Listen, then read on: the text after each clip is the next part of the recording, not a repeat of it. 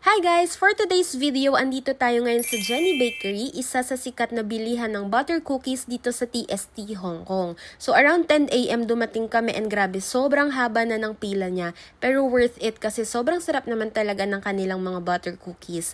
And then take note guys na hindi po sila tumatanggap ng card and make sure na may dala kayong cash. And pagdating din namin, hindi na available yung pure butter nila na flavor. So ang meron na lang is mix, which is coffee and butter.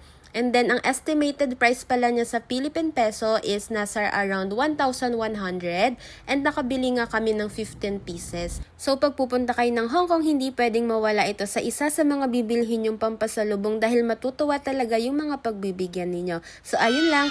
Thank you very much for watching. Bye!